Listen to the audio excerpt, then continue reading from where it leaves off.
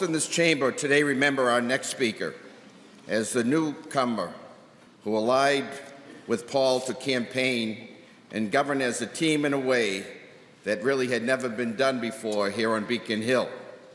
Working together, however, they became much more than allies.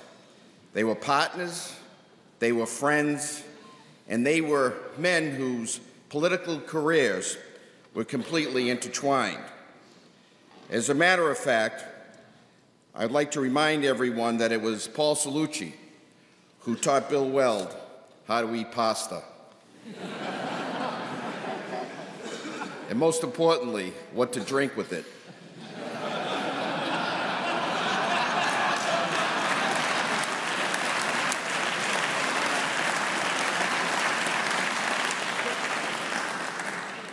Milk, Governor? Really? But please join with me, please, in honoring Governor Bill Weld.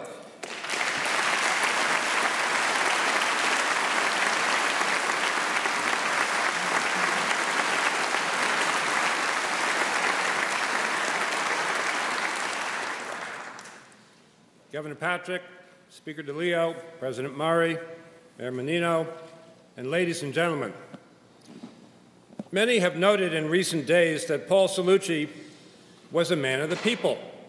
This is true.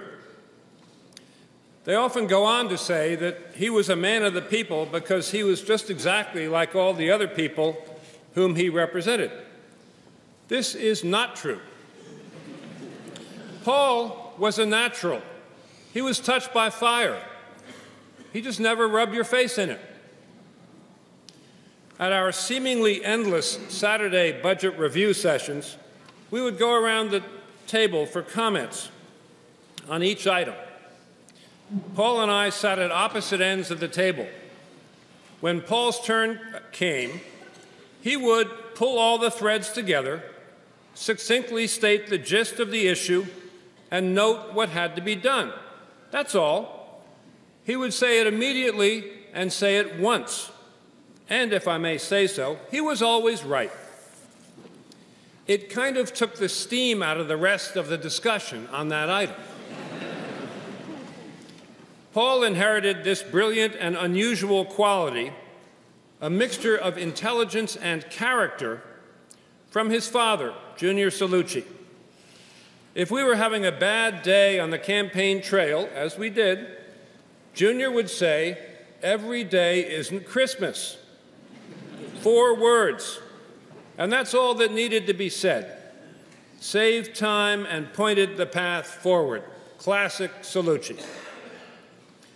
As a fisherman, I can tell you, still waters run deep. Paul's intellect was a powerful force. On the physical side, the spirit informs the flesh. Paul was an uncommonly handsome man. His eyes, those windows of the soul, frequently gleamed. It wasn't just the resemblance to Robert De Niro. Once Paul and I were meeting at a welfare office in Lawrence with 24 women who were receiving family assistance. On the wall behind us was a poster of Fabio, the Italian male supermodel and Gothic romance heartthrob. Fabio was lying prone on the beach without a stitch of clothing, nothing on but the radio.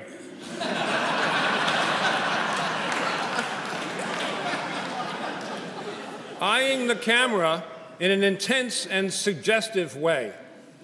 I innocently asked the women whether the poster of Fabio reminded them of anyone in the room.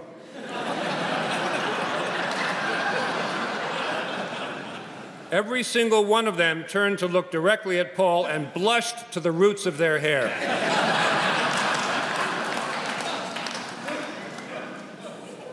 Jan, you chose well at that senior prom in Hudson, and it showed. Paul loved people, all different kinds of people. With him as co-governor and then governor, it was inevitable that our administration and his would have a bipartisan tone. And we didn't just talk the talk, we walked the walk. Behold, our campaign T-shirt from 1990. Some of our best friends are Democrats.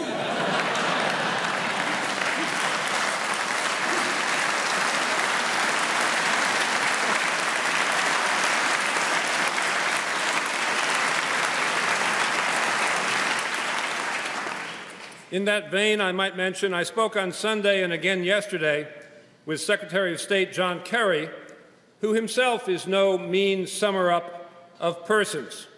And I quote from his note to me, "Paul always had a joy about him, a twinkle in his eye, and that twinkle never deserted him, even when life got tough. How do I know? Because Paul called the State Department in March to advocate for a Massachusetts family and to say he was rooting for me in my new job. That was quintessential Paul Cellucci, fighting for someone else when he was fighting for his own life." That's from Secretary John Kerry. I worked with Paul on a business matter the week before he died. He was razor sharp to the end. And of course, his final campaign, in which he turned his own suffering into a powerful source of aid and hope for others, was like a diadem upon him. Paul, though you were taken from us early, and we will miss you terribly, it is not true that we hardly knew you. We knew you deeply because you gave so fully of yourself. Paul, we thank God for your life. My dear Paul, I am so grateful to have had the opportunity to have been your partner and friend for 24 years. Thank you very much.